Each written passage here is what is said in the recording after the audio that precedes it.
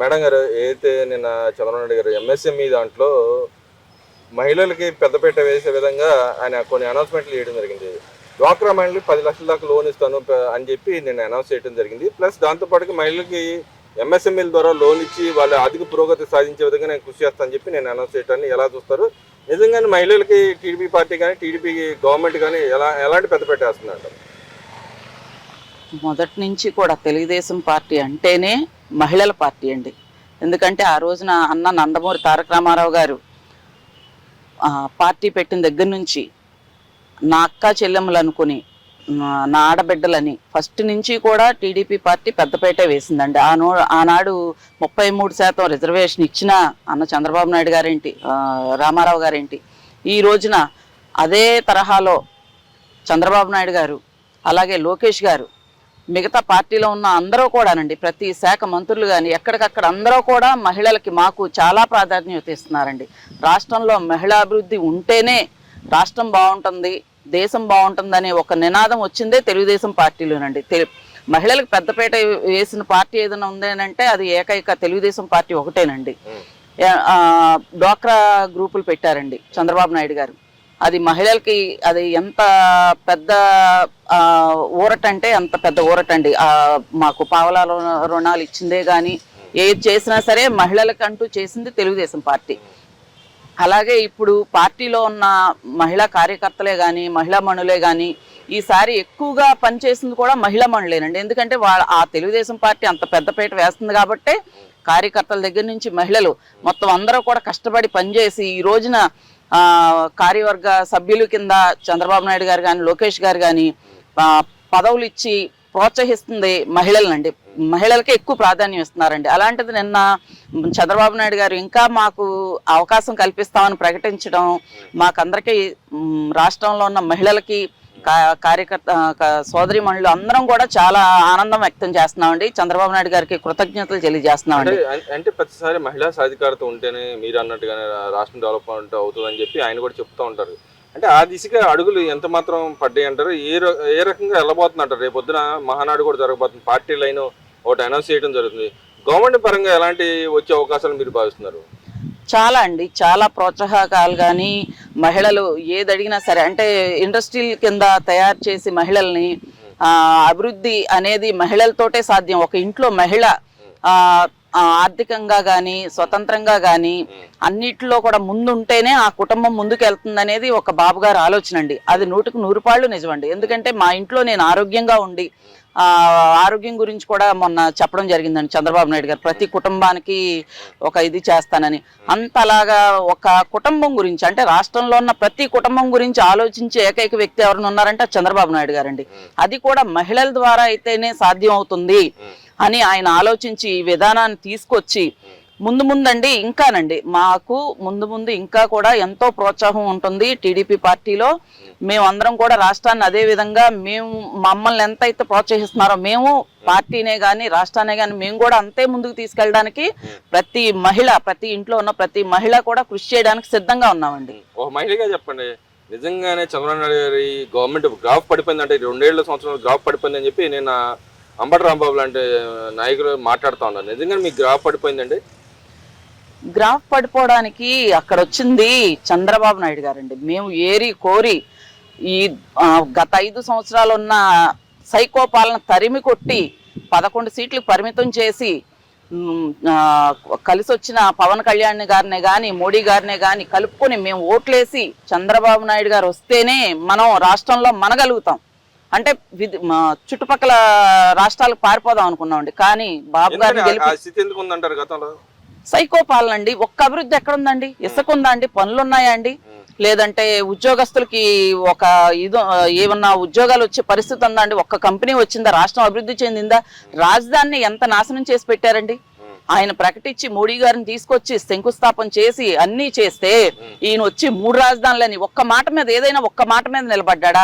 Button నొక్కి డబ్బులు ఇచ్చేసాను అండమే గాని ఏ ఒక్కరికి కూడా సరిగ్గా పథకాలు వచ్చిన దాఖలాలే లేవండి. కానీ గతంలో ఉన్న మహిళా మంత్రులు ఎవరైతే రోజే గానీ అటుపక్క శ్రీచరణ్ గానీ వీళ్ళందరూ చెబుతారు మహిళా సాధికారత జగన్మోహన్ రెడ్డి వల్లే వచ్చింది, ఎంతో బాగుపడ్డారని చెప్పి పావుల రుణ వడ్డీలు ఇచ్చింది మా వయసు అని చెప్పి చెప్పుకుంటా ఉన్నారు, ఇప్పటికీ చెప్పుకుంటా ఉన్నారు. నిజంగా అంత సహకారం పడితే మీరు ఎందుకు పారిపోవాలనుకున్నారు మరి?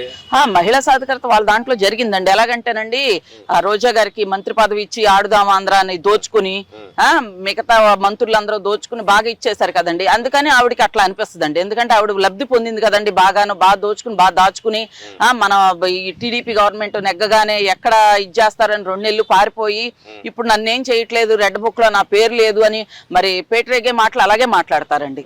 కానీ అభివృద్ధి లేదంటే రాష్ట్రం బాగుంది, ప్రజలు బాగున్నారు, పనులు ఉన్నాయి, కంపెనీలు వచ్చినాయి. ఏమండి వాళ్ళని నేను ఒకటే సూటిగా ఒక ప్రశ్న అడుగుతున్నానండి.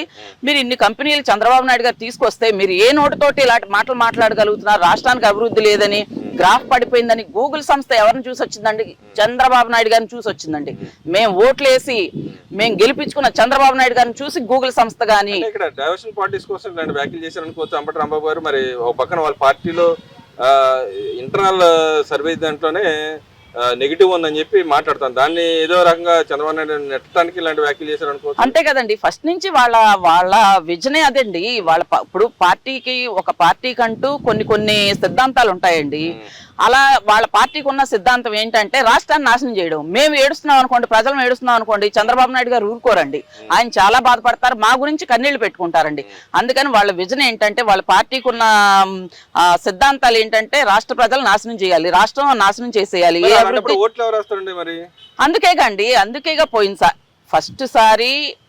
గత 5 సంవత్సరాలు వాళ్ళ నాన్నగారి పేరు చెప్పి పాదయాత్ర చేసి నమ్మకంగా మాకు మాటలు చెప్పినందువల్ల సరే ఒక అవకాశం ఇద్దామని ఇచ్చామండి. అవకాశాన్ని ఆయన ఏం చేశారంటే చేతులా నాశనం చేసుకున్నారండి. చేతులా నాశనం చేసుకుని వాళ్ళ మంత్రులండి, వాళ్ళు ఒక్కళ్ళైనా సరే నోటితో ఒక్క మంచి మాట మాట్లాడిన మాట కానీ, ఒక్క మంచి పని చేసింది కానీ, ఒక అభివృద్ధి చేసింది కానీ, ఏ రోజునైనా జనాల మధ్యకి వచ్చింది కానీ ఏదన్నా ఉందండి?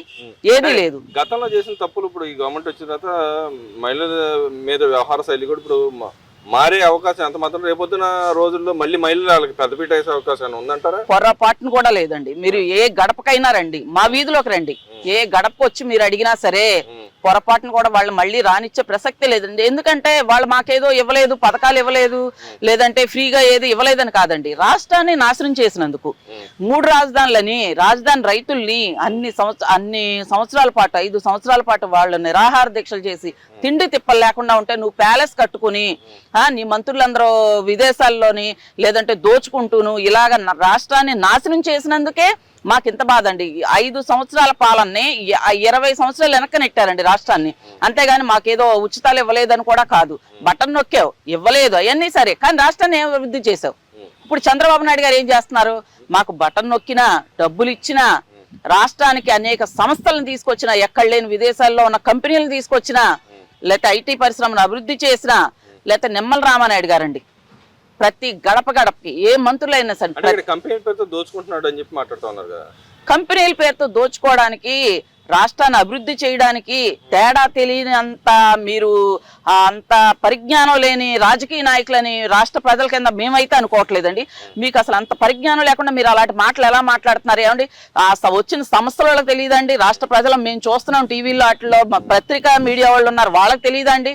రాష్ట్రంలో ఎంతో మంది ప్రముఖులు ఉన్నారు, వాళ్ళకి తెలియదండి? దోచుకుంటున్నారో, రాష్ట్రాన్ని అభివృద్ధి చేస్తున్నారో. అంటే చంద్రబాబు నాయుడు ఔరంగజేబులు అంటాడంట కదా, కరుణాకర్ రెడ్డి మాట్లాడుతూ ఉన్నాడు, వాళ్ళ తమ్ముడే తిడతా ఉన్నాడు, వాళ్ళ తమ్ముడిని బెదిరించాడు అని చెప్పి మాట్లాడుతున్నారు. నిజంగా చంద్రబాబు నాయుడు గారు ఔరంగజేబులు అంటాడా? ఏమండి అసలు ఆ ఔరంగజేబు గారు కానీ, లేదంటే ఇంకొక అక్బర్ గారు, లేదా ఇంకొక అప్పుడున్న వాళ్ళు వీళ్ళకి ఏమండి వీళ్ళేమైనా చూసారండి ఆయన ఎలాంటి ఆయన ఔరంగజేబు గారు? వీళ్ళేమన్నా ఆయనకి సలహాదారులు అండి అలా మాట్లాడటానికి? అలాంటి మనిషి అని చంద్రబాబు నాయుడు గారిని అనడానికి మీకు వర్తిస్తాయేమోనండి. ఎందుకంటే మీకు అలాంటి పుస్తకాలు అవన్నీ చదివి ఆయన ఎలాంటి ఆయనో తెలుసుకుని అలాంటి కురరత్వం పనులన్నీ మీరు మీ గత 5 సంవత్సరాలు చేశారు కాబట్టే మీకు అలాంటి పోలికలు మీకు ఇదే అవుతున్నాయండి. అంటే ఇక్కడ సొంత తమ్ముడే ఎక్కి రానివ్వలేదు, ఆయన తిడతాడు, తన్నాడు అని చెప్పి మాట్లాడుతాడు కరుణాకర్ రెడ్డి. నిజంగా అసలు జరిగిందంటారా? అంటే మేమైతే చూడలేదండి, రాష్ట్ర ప్రజలుగా మేమైతే చూడలేదు. మేము చూసింది ఏంటో చెప్పమంటారండి? జగన్మోహన్ రెడ్డి గారి ఫ్యామిలీలో తల్లిని చెల్లిని బయటికి పంపించేసి సొంత బాబాయిని చంపించి గొడ్డలతో తమ్ముడిని రక్షించుకుని, అవినాష్ రెడ్డిని రక్షించుకుని, సునీతమ్మని ఏడిపించి, అంటే మీ బాబాయ్ కూతురే కదండి, మీ బాబాయే కదండి మీరు చంపించింది, అవన్నీ అయితే మాకు తెలుసండి.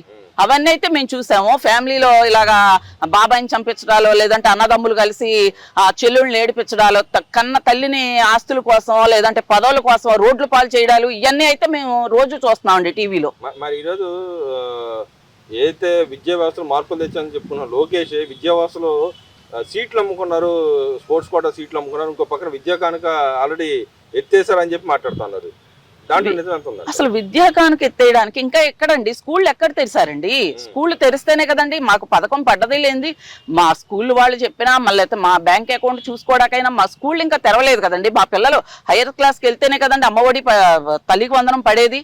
అంటే మీరు అప్పుడు చేశారు కదండి అమ్మఒడి అని, ఒక్కటి కూడా సరిగ్గా వేయకుండా 1 సంవత్సరం వేసి 4 సంవత్సరాలు ఆపేసి అన్ని చేశారు కదా. అది అందుకని మీకు అట్లా అనిపిస్తుందేమోనండి. ఖచ్చితంగా స్కూళ్ళు తెరిస్తే ఖచ్చితంగా మాకు అన్ని పథకాలు వస్తాయని మేము ఏమండి, మాకు ఉచిత పథకాలు వద్దండి, మేము చెప్తున్నాం రాష్ట్ర అభివృద్ధే కావాలండి మాకు. అంత కర్మ ఆయనకి ఏం పట్టిందండి? మీ దాంట్లో మీ మంత్రులు ఆ రోజున చేశారు కదండి, అందుకని అన్ని పార్టీల వాళ్ళు అలాగే చేస్తారు. మీకు సరేనండి అమ్ముకున్నారు, మీరు నిరూపించండి దమ్ముంటే. చెయ్యండి సిబిఐ ఎంక్వైరీ చేయించండి. మీకు దమ్ముంటే కనుక నిరూపించి మాట్లాడండి. అవాస్తవాలు మాట్లాడితే రాష్ట్ర ప్రజల కింద మేము నమ్మేసి ఏదో మీకు సానుభూతి చూపిస్తామని పగటి కళలు మాత్రం కనొద్దని మీ ద్వారా తెలియజేస్తున్నానండి.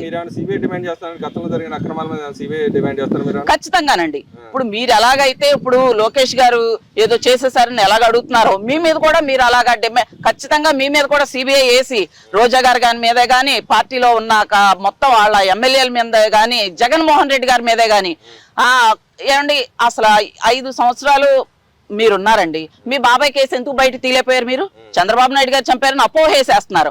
5 సంవత్సరాలు మీరు ఎందుకు ఇచ్చేయలేకపోయారు? ఈ రోజు కూడా ఎందుకు పోరాడట్లా? మీరు దొంగలు, మీరు హత్యాదారులు, మీరు. అంటే ఆయన చెప్పుకుంటాడు కండి, నేను సౌమ్యుడిని, నేను అదే కన్నెర్ర చేస్తే ఎవరినైనా లేపేస్తా అని చెప్తా ఉన్నాడు కదా. అంతేనండి. ఆయన అప్పుడు అలాగే కదండి, ఆయన వాళ్ళ బాబాయ్తో ఏదో ఇష్యూ వచ్చిందండి, ఆయన లేపేశాడు. ఆయన హత్య రాజకీయాలు కాబట్టి అలా మాట్లాడుతున్నాడండి. ఈ రోజు కూడా వాళ్ళ పందా ఇంత కూడా మారలా. మేము 11 సీట్లు పరిమితం చేసి ఇంట్లో కూర్చోబెట్టినా వాళ్ళ క్రూరత్వం గాని, సైకోపాలన గాని, వాళ్ళ మాట తీరు గాని ఏ విధంగా ఉన్నాయో, అంబటి రాంబాబు గారిని చూసినా, ఒక రోజా గారిని చూసినా, నాని గారిని చూసినా, ఎవరిని చూసినా సరే మాకు ఇదే గుర్తొస్తుందండి.